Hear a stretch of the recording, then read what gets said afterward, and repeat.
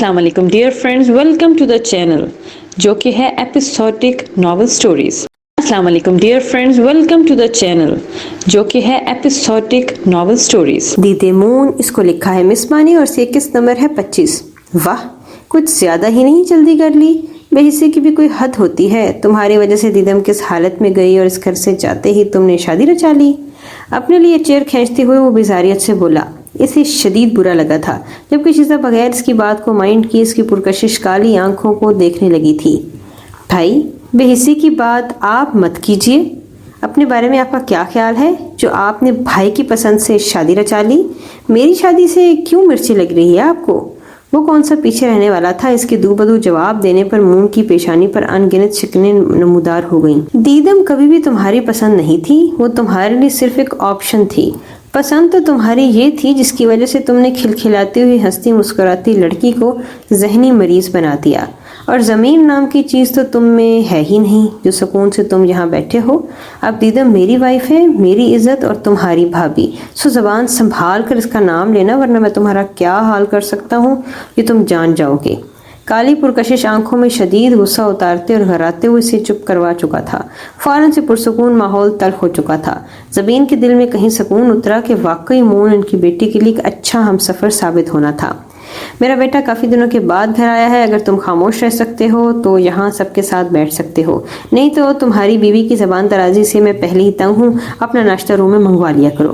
ناہید کو اس کا لہجہ ذرا برابر پسند نہیں آیا تو فوراً سے شاگرد کو ٹوک دیا۔ ماما، آپ کو نظر نہیں آ رہا کہ بھائی نے بات شروع کی تھی؟ ناہید کو بھی خود پر غصہ ہوتے دیکھ کر وہ بولا تو ناہید نے نفرت سے منہ موڑ لیا۔ دیدم کیسی ہے مون؟ شاذر کو جواب دیے بغیر وہ مون کے ساتھ مخاطب ہو گئی تو وہ شرمندہ ہو کر رہ گیا۔ ایک نظر اس نے شیزا کو دیکھا جو نہ جانے آج کیسے چپ تھی۔ نہ اس نے مون کو کوئی جواب دیا اور نہ ہی ناہید کو پلٹ کر کوئی جواب دیا، بس خاموشی سے مون کے نقوش میں کھوئی ہوئی تھی۔ شاذر بغیر اس کی جانب توجہ دیے وہاں سے اٹھ کر چلا گیا تو مون ناہید کو کسی بات کا جواب دیتے ہوئے اس کی پشت کو دیکھنے لگا جو اوپر جا رہا تھا۔ اچھا ماما، میں آج آفس جانا چاہتا ہوں تاکہ تھوڑی لک آفٹر کر لیا کروں چاچو کے ساتھ، وہ اکیلے ہی سارا بوجھ اٹھائے ہوئے ہیں۔ آپ نے دیدم کو نہیں اٹھانا، رات کو ہم کافی لیٹ آئے تھے تو وہ لیٹ سوئی تھی۔ اپنا جوس کا گلاس ختم کر کے مون نے کہا اور اٹھتے ہی لگا تھا لیکن زبین اسے روک لیا۔ بیٹا، آج کوئی ضرورت نہیں ہے آفس جانے کی، آپ بھی تھوڑی دیر آرام کر لو، کل سے چلے جانا آفس۔ انہوں نے مون کو جانے سے منع کیا۔ میں آج جانا چاہتا ہوں اور ویسے بھی ذرا تھکا نہیں ہے، شام کو جلدی آ جاؤں گا نا، چاچو نے پال کر پڑھا کر جوان کیا ہے لیکن اب ذمہ داری بنتی ہے نا کہ انہیں بھی آرام دوں۔ کہتے ساتھ ہی وہ اٹھا اور غیر ارادی طور پر اس کی نظر شیزا پر گئی تو اس کا معائنہ کرنے میں مصروف تھی، جسے دیکھ کر منہ ٹھٹکا لیکن فوراً ہی اپنی نظریں پھیر لیں۔ اوکے بیٹا جاؤ پھر، لیکن خیال رکھنا، پہلے دن کے لیے بیسٹ آف لک۔ تھمز اپ کا سائن دکھاتے ہوئے زبین بولیں تو مون مسکرا دیا جس سے اس کے ڈمپلز نمودار ہوئے اور اس کے ڈمپلز کو دیکھتے ہی شیزا کی آنکھوں میں پسندیدگی مزید گہری ہوئی، جبکہ مون اپنا والیٹ اور کیز اٹھا کر وہاں سے چلا گیا اور اس کے ساتھ ہی شیزا بھی ٹیبل پر سے اٹھ گئی اور تیز قدم بڑھاتے ہوئے اس کے پیچھے بولی، مون مجھے چھوڑ کر کہاں جا رہے ہیں؟ وہ جیسے ہی ہال سے گزرا سیڑھیاں اترتے ہوئے دیدم نے وہیں سے آواز دی۔ کھلے ٹراؤزرز کے ساتھ اس نے شرٹ پہن رکھی تھی اور بکھرے بال اور پاؤں سے اڑسے ہوئے چپل سے صاف اندازہ ہو رہا تھا کہ وہ بستر سے نکلتے ساتھ نیچے آ گئی۔ آفس جا رہا ہوں میری جان، لیکن تمہیں کدھر چھوڑ کر جا رہا ہوں؟ سب گھر والے تو ہیں، تم نے تو ابھی سب سے ملنا بھی ہے، باتیں بھی کرنی ہے، میں شام تک واپس آ جاؤں گا۔ اسے اپنی جانب آتے دیکھ کر مون خود ہی اس کے پاس گیا اور دیدم کے بکھرے حلیے کو دیکھتے ہوئے بولا، میں بھی ساتھ چلوں گی۔ بالوں کو فولڈ کرتے ہوئے اس نے اوپر کر کے باندھا اور ساتھ چلنے کو تیار ہو گئی۔ ایسی حالت میں آفس چلو گی تم دیدم؟ اسے سر سے پاؤں تک رف سی حالت میں دیکھ کر مون نے تعصب سے پوچھا۔ ہاں نا، پیاری تو لگ رہی ہوں، اور کیوں کچھ مسئلہ ہے؟ بری نظر آ رہی ہوں کیا؟ معصومیت سے آنکھیں ٹٹپٹاتے ہوئے پوچھا تو شیزا نے ان دونوں کو پاس پاس کھڑے دیکھا تو اس کی آنکھوں میں نفرت کی جھلک اتری۔ پیاری تو بہت ہو، لیکن تمہیں یاد ہو تو ابھی بات بھی لینا ہے تم نے، ایسی تعریفیں کرواؤں گی تو پھر میرا بھی فائدہ اور تمہارا بھی، وہ ایسے کہ تمہیں ایک ہی بار بات لینا پڑے گا اور مجھے گھر رکنے پر اپنی وائف کے ساتھ مزید رومانٹک ٹائم گزارنے کا بھی موقع مل جائے گا۔ دیدم کے کان کے قریب سرگوشی کرتے ہوئے وہ معنی خیز انداز میں مسکرایا تو دیدم پٹ سے اسے دور ہوئی۔ اچھا میں نہیں جا رہی آپ کے ساتھ، آپ اکیلے ہی جائیں آفس، میں انتظار کروں گی آپ کا، خیال رکھیے گا۔ اب تو اس نے مون کو جلدی ہی بھیجنا ضروری سمجھا۔ اس کے تیز تیز بولنے پر مون کا قہقہ بلند ہوا۔ اوکے میری بلو آئیز والی پرنسس، مجھے بھی واپسی پر بالکل ایسی ریلیکس اور ہیپی نظر آنا، اوکے؟ پیار سے اس کی گال پر اپنے لب رکھتے ہوئے بولا تو دیدم نے سر کو ہاں میں جنبش دی۔ چلیں تو ایک اچھی وائف کی طرح آپ کو باہر چھوڑ کر آتی ہوں۔ آگے ہوتے ہوئے اس نے مون کو بھی ساتھ آنے کو کہا۔ صرف 1 مہینہ مون کے ساتھ گزارنے پر اس میں کتنا بدلاؤ آ گیا تھا، سب دیکھ کر حیران تھے۔ دیدے مون، اس کو لکھا ہے مس بانی اور اس کی قسط نمبر ہے 26۔ گڈ مارننگ سویٹ دیورانی، کیسی ہو؟ تمہارے منہ پر کیوں 12 بجے ہوئے ہیں؟ کہیں صبح صبح تمہاری اس نام نہاد ہسبینڈ نے تمہاری پٹائی تو نہیں کی؟ مون کو آفس بھیج کر وہ واپس اندر آئی تو سامنے استادہ شیزا پر اس کی نظر پڑی۔ میری جانے سے پہلے اس نے ناہید کے ساتھ بات کی تھی، اس لیے شیزا کی یہاں موجودگی اس کے لیے باعث حیرت نہیں بنی۔ البتہ اس کے چہرے کے تاثرات دیکھ کر دیدم کے دل میں ٹھنڈک اتری۔ کس بات پر اس کے چہرے پر 12 بجے ہوئے تھے یہ دیدم نہیں جانتی۔ تم اپنی حد میں رہو تو اچھا ہوگا۔ کیا سوچ رہی ہو کہ مون کے ساتھ شادی ہو گئی تو میں تمہارا کچھ نہیں بگاڑ سکوں گی؟ تمہاری یہ سوچ۔ مون اور دیدم کے پیار بھرے لمحات وہ کچھ دیکھ چکی تھی، جس کی وجہ سے اس کے دل میں یہی تھا کہ وہ واقعی ان کا کچھ نہیں بگاڑ پائے گی۔ تبھی اس کی زبان سے بھی یہی پھسلا، لیکن دیدم نے ہاتھ اٹھائے اس کی آدھی بات کو کاٹ دیا۔ میں اپنی حد میں ہوں مس شیزا، تم اپنی حد بھول رہی ہو۔ فار ایور کائنڈ انفارمیشن، تم اس وقت میرے گھر میں کھڑی ہو۔ یہاں تو تم میرا کچھ بگاڑ نہیں سکتی بلکہ اپنا بہت کچھ بگاڑ سکتی ہو، سو مجھ سے 100 قدم کے فاصلے پہ رہنا تبھی تمہارے لیے اچھا رہے گا۔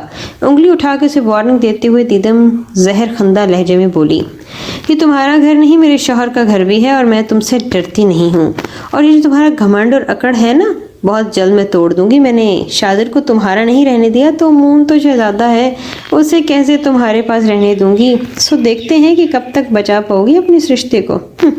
میرا راستہ چھوڑو، اوپن چیلنج کرتے ہوئے وہ دیدم کو کراس کر کے پاؤں پٹکتے وہاں سے چلی گئی، جبکہ دیدم اس کی پشت کو ہی گھور کر رہ گئی۔ لیکن اس نے شیزا کی باتوں کو بالکل بھی سیریس نہیں لیا، بلکہ سب سے ملنے کے لیے اس نے ڈائننگ ہال کا رخ کر لیا۔ ان دونوں کو گھر آئے ہوئے آج 3 دن ہو گئے تھے۔ جہاں دیدم سب سے ملنے کے بعد بہت خوش تھی، وہیں مون نے اب فیضان کے ساتھ آفس جانا شروع کر دیا تھا۔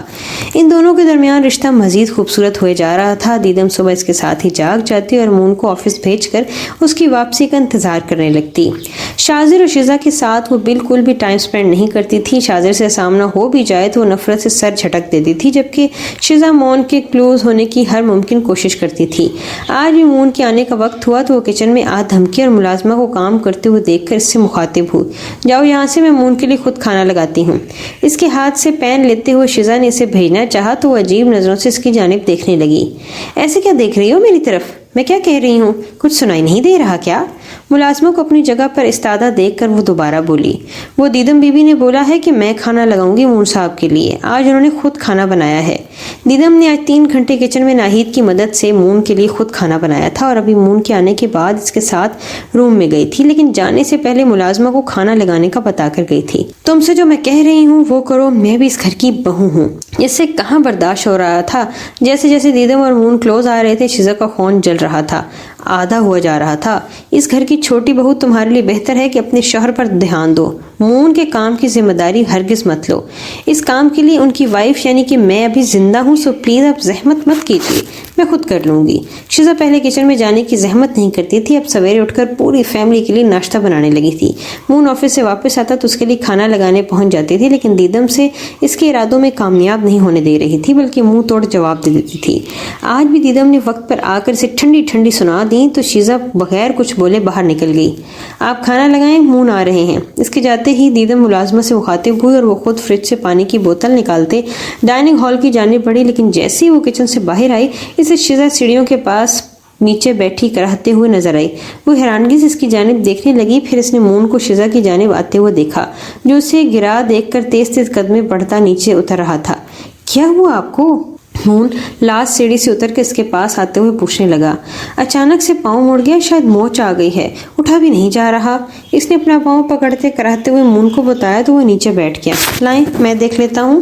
پنجوں کے بل بیٹھتے ہوئے مون بولا تو شیزا کی آنکھوں میں چمک اتری۔ آخرکار وہ مون کی توجہ اپنی جانب دلانے میں کامیاب ہو رہی تھی۔ نہیں آپ رہنے دیں، بس اٹھنے میں مدد دیتے، مجھ سے نہیں اٹھا جا رہا۔ آنکھیں زور سے میچتے ہوئے اس نے ہاتھ مون کی جانب بڑھایا، جسے تھوڑی سی جھجک کے ساتھ مون نے تھام لیا اور اٹھنے میں مدد دینے لگا۔ یہ منظر دیکھ کر دیدم کی آنکھیں سیکنڈ میں نمکین پانی سے بھر گئیں اور اس کے لب کپکپانے لگے، لیکن بری طرح سے آنکھیں رگڑ کر وہ ان دونوں کے پاس پہنچی اور مون کو کھینچ کر اپنی طرف کیا، جس کے نتیجے میں اب شیزا शिजा वाकई नीचे गिर गई और जोर से चीखी। मून और शिजा दोनों ही ये समझ नहीं आई कि अचानक क्या हुआ है, लेकिन जब शिजा की नज़र दीदम पर पड़ी तो वो बहुत सख्त बदमज़ा हुई। अभी तो उसने मून को अपनी जाने मुतवज्जा करने की पहली कोशिश की थी, यहाँ भी दीदम आ पहुंची। क्या हो गया है दीदम, ये क्या किया तुमने?